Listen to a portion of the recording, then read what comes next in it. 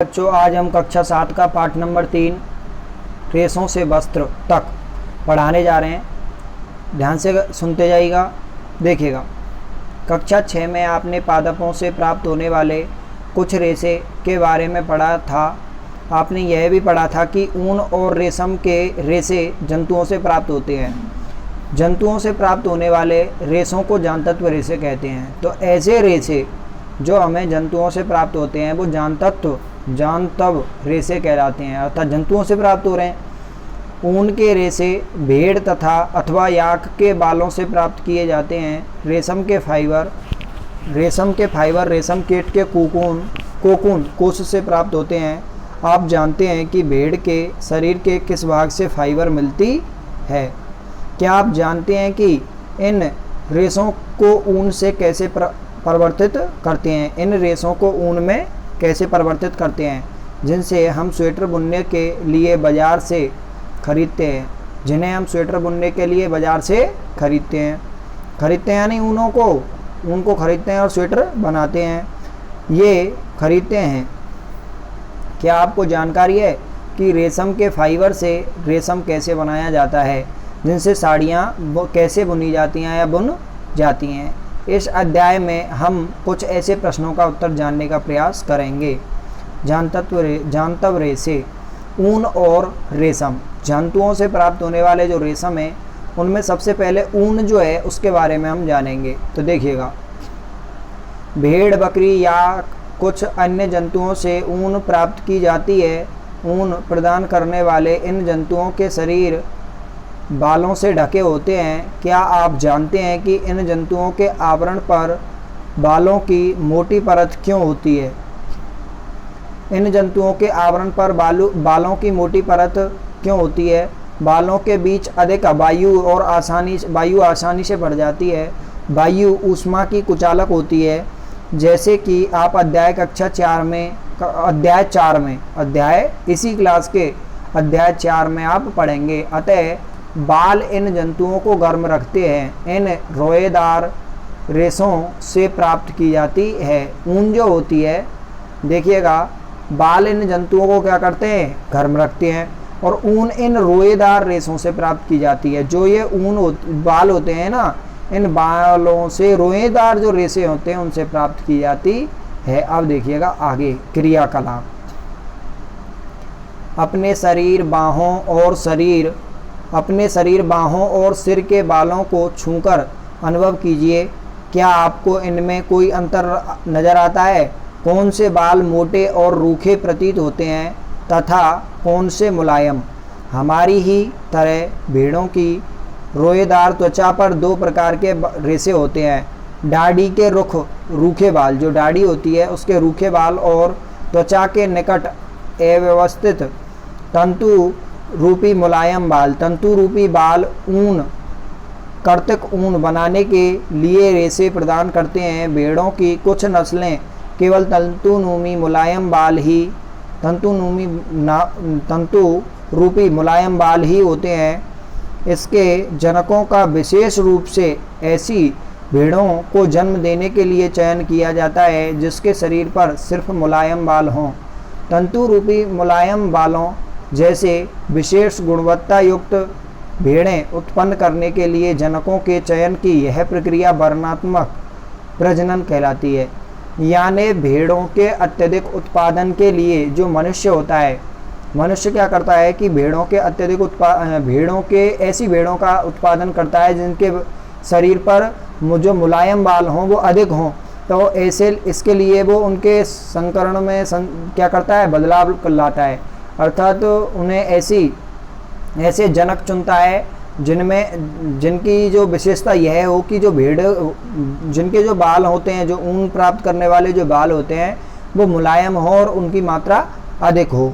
तो ये जो प्रक्रिया है ना, इस तरह से मतलब इस तरह की नई प्रजातियों का निर्माण करना जिससे अत्यधिक बाल ऊन प्राप्त हो सके।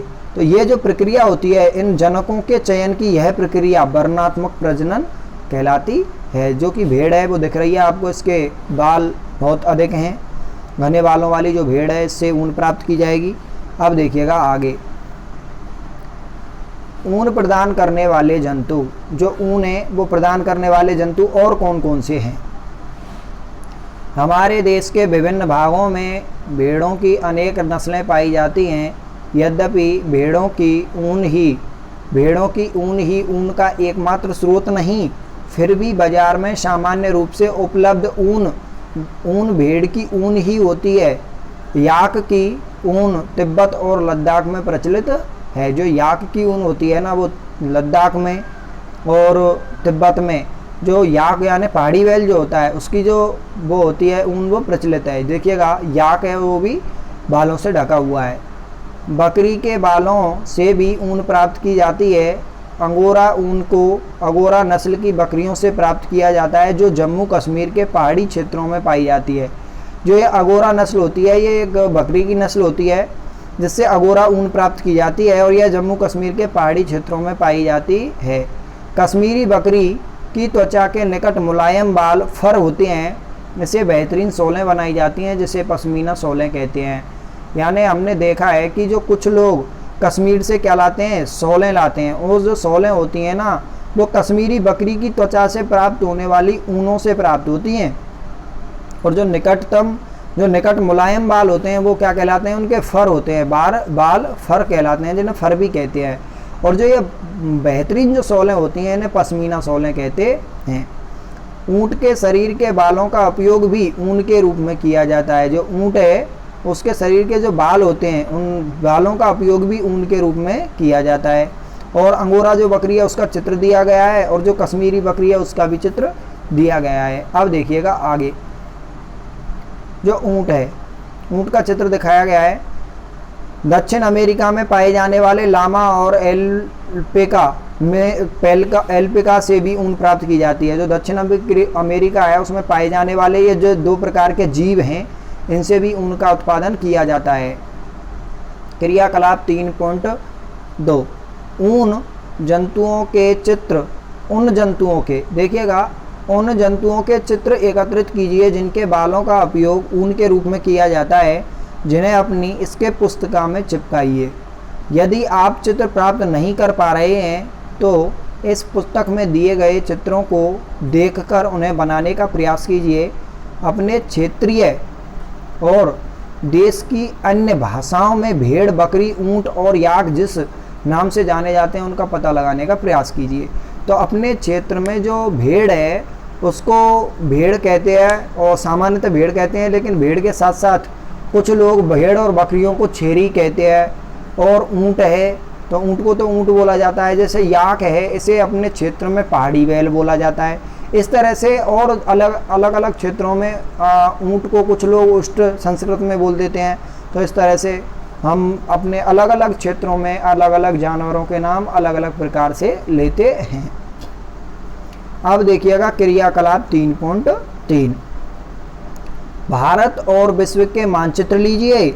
मानचित्र पर उन स्थानों को चिन्हित कीजिए जहां वे जंतु पाए जाते हैं जिनसे ऊन प्राप्त की जाती है। ऊन प्रदान करने वाले प्रत्येक किस्म के जंतुओं के स्थान को दर्शाने के लिए विभिन्न रंगों का प्रयोग कीजिए। मानचित्र ले लो और मानचित्र लेकर के उसमें जैसे कश्मीर है तो कश्मीर में पाई जाने वाली जो कश्मीरी बकरी है ना, जिससे पश्मीना सोलें बनाई जाती हैं, और साथ में ही जो अंगोरा बकरी है वो पाई जाती हैं, तो उनसे वो ऊन प्राप्त कीजिए। जैसे लाल रंग से हमें उन्हें कैसे लाल रंग से परिभाषित कर दिया, डिफाइन कर दिया, इंडिकेट कर दिया। इसी तरह से जो मरुस्थल है, मरुस्थल में भेड़ें पाई जाती हैं, और जो भेड़ें होती हैं वो ऊन का उत्पादन करती हैं। तो इस तरह से हमें अलग अलग क्षेत्रों पर, जैसे हम ये कह सकते हैं कि विश्व का मानचित्र ले लिया, तो विश्व के मानचित्र में जैसा कि हमने अभी पढ़ा था, दक्षिण अमेरिका में जो है, दक्षिण अमेरिका है उसमें 2 प्रकार के जीव थे ना, जिनका नाम लामा और एल्पेका था। उनको इंडिकेट कर दिया कि इनसे यहाँ ऊन प्राप्त की जाती है, और हम नाम भी लिख सकते हैं। इस प्रकार से हम मानचित्र में जो ऊन है वो हमें कहाँ कहाँ से प्राप्त हो रही है, मानचित्र में विभिन्न रंगों से उन्हें प्रदर्शित कर सकते हैं। अब देखिएगा आगे, रेशों से ऊन तक, यानी जो रेशे हैं, यानी जो बाल होते हैं, यानी हम ये कह सकते हैं कि जो रेशे हैं उनसे ऊन किस प्रकार से बनाई जा रही है, ये बात हम जानेंगे। तो देखिएगा, ऊन प्राप्त करने के लिए भेड़ों को पाला जाता है। उनके बालों को काटकर और फिर उन्हें संसाधित करके ऊन बनाई जाती है। आइए हम इस प्रक्रम के बारे में जानकारी प्राप्त करें। जो रेशों से जो ऊन है वो किस प्रकार से प्राप्त की जा रही है, इसके प्रक्रम को हम जानेंगे। तो सबसे पहले जानेंगे भेड़ पालन और प्रजनन, यानी भेड़ों को पाला जाता है और ऐसी नई प्रजातियां, ऐसी नई भेड़ों को जन्म दिलाया जाता है जिससे वो अधिक से अधिक, यानी उनको इस प्रकार की भेड़ें की किस्में बनाई जाती हैं जिनसे अत्यधिक मात्रा में क्या प्राप्त हो सके, हमारे लिए अत्यधिक मात्रा में ऊन प्राप्त हो सके। तो देखिएगा, यदि आप जम्मू और कश्मीर, हिमाचल प्रदेश, उत्तराखंड, अरुणाचल प्रदेश और सिक्किम के पहाड़ी क्षेत्रों अथवा हरियाणा, पंजाब, राजस्थान और गुजरात के मैदानों की यात्रा करें तो वहां आप गडरियों को भेड़ों के झुंडों को चराने के लिए ले जाते हुए देख सकते हैं। यानी एक व्यक्ति जो भेड़ों को चराने का कार्य करता है ना, या फिर ऊँटों का पालन करता है, ऊँटों को चराने का कार्य करता है, इस तरह से, है ना, समझे नहीं। तो भेड़ों के जो चराने वाले जो बड़े झुंड होते हैं उनको चराने के लिए जो लोग लेकर जाते हैं उन्हें गडरिया कहते हैं। भेड़ शाकाहारी होती है और यह घास और पत्तियां पसंद करती है। भेड़ पालने वाला इन्हें हरे चारे के अतिरिक्त दालें, मक्का, ज्वार, खली, बीज से तेल निकालकर, जो बीज होता है उससे तेल निकालने के बाद बचा हुआ जो पदार्थ है जिसे खल बोलते हैं, खली खिलाता है और खनिज भी खिलाते हैं। सर्दियों में भेड़ों को घरों के अंदर रखा जाता है। इन्हें पत्तियां, अनाज और सूखा चारा खिलाया जाता है। भेड़ की अनेक नस्लें हैं, जैसे लेही जो कि अच्छी गुणवत्ता की ऊन देती है, पंजाब और राजस्थान में पाई जाती है। रामपुर है, ये भूरी ऊन होती है, यह उत्तर प्रदेश और हिमाचल प्रदेश में पाई जाती है। नाली गलीचे की जो ऊन होती है यह राजस्थान, हरियाणा और पंजाब में पाई जाती है। और बाखरवाल जो होती है ये ऊनी शॉलों के लिए है, जम्मू और कश्मीर में। साथ में मारवाड़ी है, मोटी रूक्ष ऊन होती है और ये गुजरात में पाई जाती है। पाटनवाड़ी जो है ये हौजरी के लिए होती है, जो हौजरी की जो ऊन है ये ऊन की गुणवत्ता है हौजरी के लिए होती है और ये गुजरात में पाई जाती है। अर्थात जो ये नस्ल है, ये जो नस्ल है ये राजस्थान के जो अलग है, यानी राजस्थान के पास का जो पड़ोसी क्या है, हम ये कह सकते हैं जो गुजरात राज्य है, गुजरात जो है उसमें पाई जाती है। अब देखिएगा आगे, हमारे देश में अनेक भागों में भेड़ों को ऊन के लिए पाला जाता है। सारणी 1.1 में भेड़ों की कुछ नस्लों के लिए नाम दिए गए हैं और जिन्हें देश में ऊन उत्पादन के लिए पाला जाता है।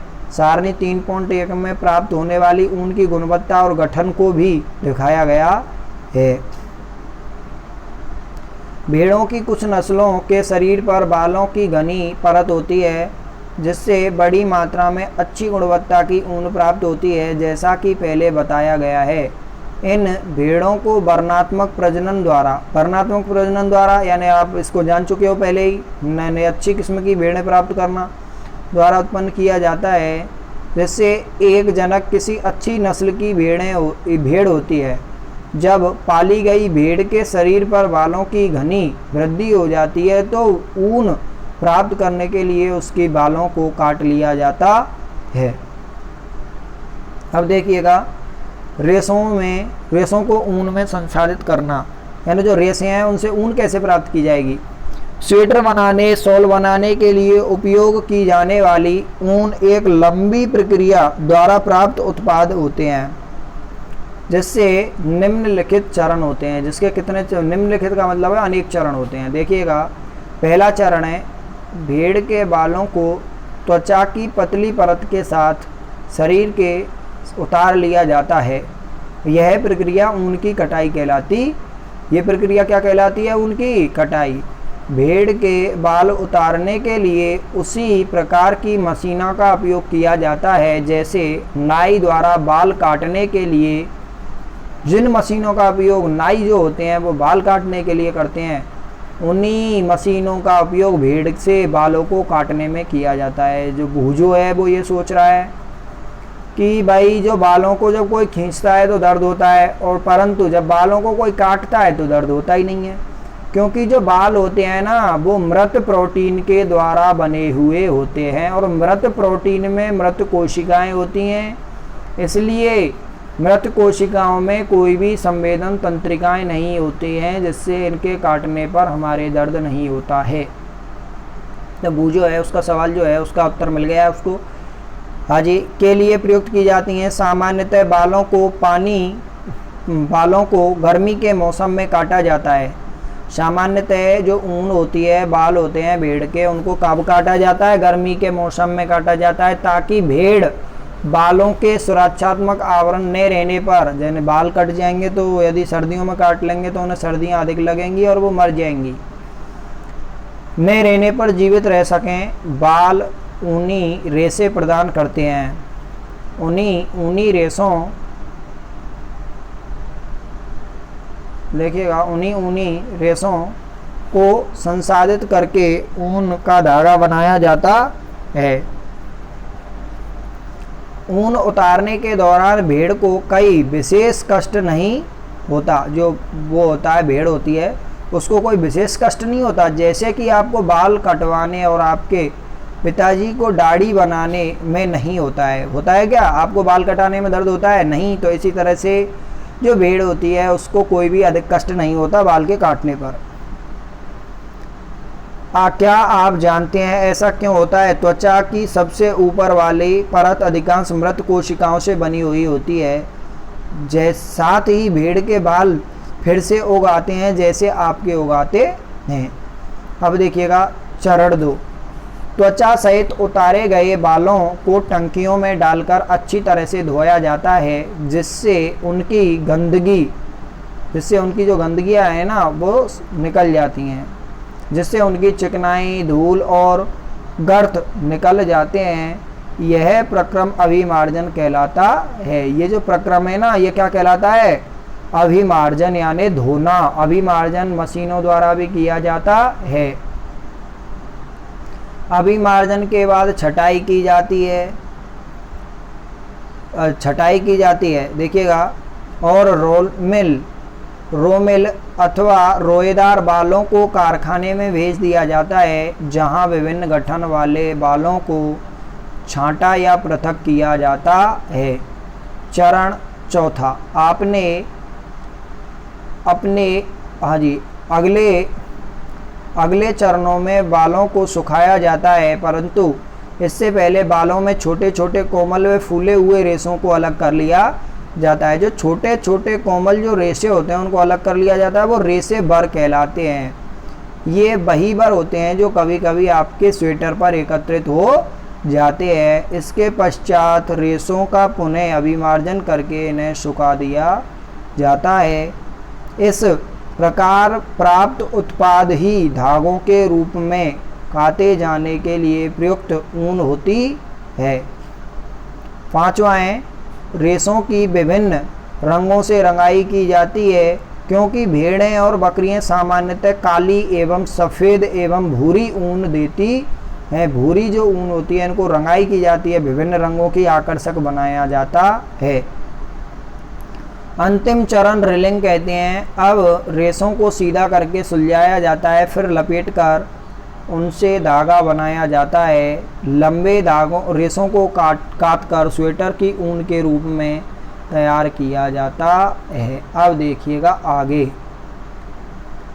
भूजो जानना चाहता है कि सर्दियों में सूती कपड़े और हमें उतना गर्म नहीं रखते, जबकि स्वेटर है वो गर्म रखता है, क्योंकि स्वेटर ऊन से बनता है और जो ऊन है, ऊन के मध्य में रिक्त स्थान होता है जिसमें वायु भरी होती है, और जो वायु होती है वो ऊष्मा का कुचालक है। यह बात आप आगे के अध्याय में पढ़ेंगे। अपेक्षाकृत छोटे रेशों को काटकर ऊनी वस्त्र बुनने में किया जाता है। अपने सहपाठियों के साथ इस विषय पर चर्चा कीजिए कि क्या मनुष्य के लिए भेड़ों को पालना और फिर ऊन प्राप्त करने के लिए उनके बालों को उतारना उचित है? तो उचित है, कोई दिक्कत नहीं है, क्योंकि जो भेड़ें होती हैं उनके लिए बालों को काटने पर कोई अधिक कष्ट तो होता नहीं है। व्यावसायिक संकट, इसको हम जानेंगे। नीली पट्टी जो है इसमें क्या है? देखिएगा, ऊन उद्योग हमारे देश में अनेक व्यक्तियों के लिए जीविकोपार्जन यानी जीविका को चलाने के एक महत्वपूर्ण साधन है, लेकिन छटाई करने वालों का कार्य जोखिम भरा है। यानी जो छोटे छोटे रेशे होते हैं उनको छांटने का जो कार्य है ना, वो बहुत महत्वपूर्ण है और कठिन भी है। किस तरह से, देखिए, लेकिन छटाई करने वालों का कार्य जोखिम भरा है, क्योंकि कभी कभी ये एंथ्रेक्स नामक जीवाणु द्वारा संक्रमित हो जाते हैं। किस द्वारा संक्रमित हो जाते हैं? एंथ्रेक्स नामक जीवाणु द्वारा, जो घातक रक्त, जो कि घातक रक्त का मतलब है खून रोग का कारक है, जिसे शॉर्ट्स रोग कहते हैं। किसी भी उद्योग में कारीगरों द्वारा ऐसे जोखिम को झेलना व्यावसायिक संकट कहलाता। ऐसा जो संकट है जो उनकी व्यवसाय के कारण उत्पन्न हुआ है, तो वो कैसा कहलाता है? व्यावसायिक संकट कहलाता है। मैं फिर से बता देता हूँ, रेशे को ऊन से परिवर्तित करने के प्रक्रम को विभिन्न प्रकार से प्रदर्शित किया जा सकता है। सबसे पहले ऊन को काटा जाएगा, उसके बाद अभिमार्जन यानी धोया जाएगा, छोटे छोटे धागों, छोटे छोटे बालों की एवं रेशों की छटाई की जाएगी। उसके बाद फिर से और छोटे छोटे जो बर होती है उसकी छटाई की जाएगी। फिर उसके बाद उसे आकर्षक बनाने के लिए उसकी रंगाई की जाएगी, और रंगाई करने के बाद उसके जो ऊन होती है, ऊन के धागों के बंडल बनाए जाएंगे, जिसे रिलिंग कहते हैं। ये आपको चरण याद रखने हैं। सबसे पहले ऊन होती है, ऊन की भेड़ से कटाई की जाएगी। कटाई करके उसे पानी में बड़े बड़े टैंकों में धोया जाएगा। उसके बाद उसकी छोटे छोटे बालों को एवं यानी मोटाई के आधार पर उनकी छटाई की जाएगी, और फिर उसके बाद छोटे छोटे बालों की छटाई की जाएगी। उसके बाद उनकी रंगाई की जाएगी, और रंगाई करने के बाद उनको एक धागे बनाकर गोल बंडल बनाए जाएंगे, जिसे रिलिंग कहा जाता। सबसे पहले कटाई कर रहे हैं, उसके बाद धुलाई कर रहे हैं, और फिर मशीनों द्वारा इसकी सफाई कर रहे हैं एवं अभिमार्जन यानी मशीनों द्वारा दो क्रियाएं की जा रही हैं आजकल, छटाई और बर की छटाई। छटाई और बर की छटाई, जो कि जिसका नाम दे दिया मशीनों द्वारा अभिमार्जन। और उसके बाद फिर ऊन का धागा बनाया जा रहा है। मशीनों द्वारा ही आजकल रंगाई की जा रही है। अब देखिएगा आगे, रेशम। पर जो रेशम है वो क्या होता है? देखिएगा, रेशम सिल्क के, हाँ जी, रेशम या सिल्क, जो रेशम है उसको सिल्क कहते हैं अंग्रेजी में, के रेशम भी जानतत्व रेशे होते हैं। रेशम के कीट रेशम के फाइबरों को बनाते हैं। रेशम प्राप्त करने वाले रेशम के कीटों को पालना रेशम कीट पालन या सेरीकल्चर कहलाता है। अपनी माता जी, चाची जी, दादी जी से विभिन्न प्रकार के रेशम तथा रेशम साड़ियों के बारे में जानकारी प्राप्त कीजिए। विभिन्न प्रकार के रेशम को सूचीबद्ध कीजिए। इससे पहले कि हम रेशम प्राप्त करने के प्रक्रम पर चर्चा करें, रेशम के कीटों के जीवन चक्र के बारे में जानना आवश्यक है। यानी जो रेशम कीट को पालना है ना, उसकी जो प्रक्रिया है उसको सेरीकल्चर कहा जाता है। अब उसका जो जीवन चक्र है वो किस प्रकार का होता है, ये जानने के लिए हम क्या करेंगे, यानी ये जानना अति आवश्यक है। तो इसके लिए हम क्या करेंगे, रेशम कीट का जीवन चक्र, इसके बारे में जानेंगे। जो रेशम कीट है उसका जीवन चक्र किस प्रकार का होता है। देखिएगा, रेशम कीट का जीवन चक्र, मादा यानी मैं ये कह सकता हूँ कि स्त्रीलिंग जो होता है उसे मादा कहेंगे। रेशम कीट अंडे देती है जिनसे लार्वा निकलते हैं, जो कैटरपिलर, झिल्ली या रेशम कीट कहलाते हैं। ये आकार में वृद्धि करते हैं, और जब कैटरपिलर अपने जीवन चक्र को अगली अवस्था में प्रवेश करने के लिए तैयार होता है तो यह प्यूपा कहलाता है। क्या कहलाता है? प्यूपा या कोशित कहलाता है, जो अपने इर्द गिर्द एक जाल बुन लेता है। यह जाल उसे अपने स्थान में बने रहने में सहायता करता है। फिर यह अंग्रेजी संख्या 8 के रूप में अपने सिर को एक सिरे से दूसरे सिरे तक ले जाता है। सिर की इस गति के समय कैटरपिलर पतले तार के रूप में प्रोटीन से बना एक पदार्थ स्रावित करते हैं, जो कठोर होकर सूखकर रेशम का रेशा बन जाता है। जल्दी ही कैटरपिलर स्वयं को पूरी तरह रेशम के रेशों से ढक लेता है और प्यूपा बन जाता है। यह आवरण यह आवरण कोकून कहलाता है। क्या कहलाता है? कोकून। जो प्यूपा बनता है ना, ये प्यूपा जब बनता है तो इस आवरण को कोकून कहते हैं। कीट को इसके आगे का विकास कोकून के भीतर होता है। रेशम के रेशों का उपयोग रेशम के वस्त्र बुनने के लिए किया जाता है। क्या आप कल्पना कर सकते हैं कि रेशम का मृदु रेशा स्टील के तार जितना मजबूत होता है? तो देखिएगा, सबसे पहले जो रेशम कीट है ना, वो शहतूत की पत्तियों पर पाला जाता है। और रेशम कीट जो होता है वो अंडे देता है। अंडे जो देता है उनसे जो अंडों में से क्या निकलता है? लार्वा निकलता है। और कैटरपिलर का निर्माण होता है। कैटरपिलर से प्यूपा का निर्माण होता है और प्यूपा आगे बढ़कर के कोकून का निर्माण करता है। कोकून के अंदर एक विकसित कीट का निर्माण होता है और जो कोकून होता है ना, उसको उबालने पर रेशम का धागा प्राप्त किया जाता है। रेशम कीट का जीवन चक्र है ये। नर मादा जो वयस्क रेशम कीट है, उसके बाद जो रेशम कीट की जो पत्तियां होती हैं, ये इनको पत्तियों को खा करके इस पर अंडे देता है और रेशम कीट इस प्रकार का हो जाता है और उससे लार्वा निकल के कोकून बन जाता है और कोकून विकसित होकर इसमें एक नए कीट का निर्माण करता है। अब देखिएगा आगे, रेशम का धागा रेशम कीट के कोकून से प्राप्त होता है। रेशम से प्राप्त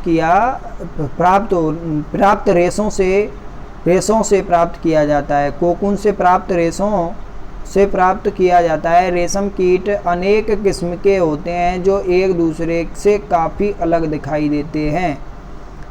उनसे प्राप्त होने वाला रेशम का धागा गठन अर्थात रुक्षता, चिकनाहट, चमक आदि में भिन्न होता है।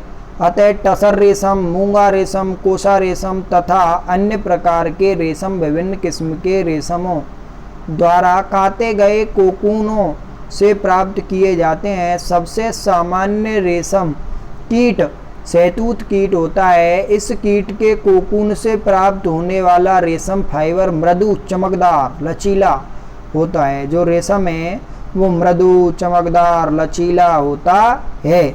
इसे सुंदर रंगों से रंगा जा सकता है। और रेशम कीट पालन अथवा रेशम कीटों का संवर्धन भारत का सबसे बहुत पुराना व्यवसाय है।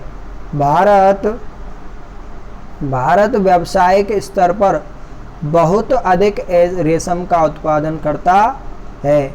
जो रेशम है ना, उसका उत्पादन भारत बहुत अधिक मात्रा में करता है। अब देखिएगा क्रियाकलाप।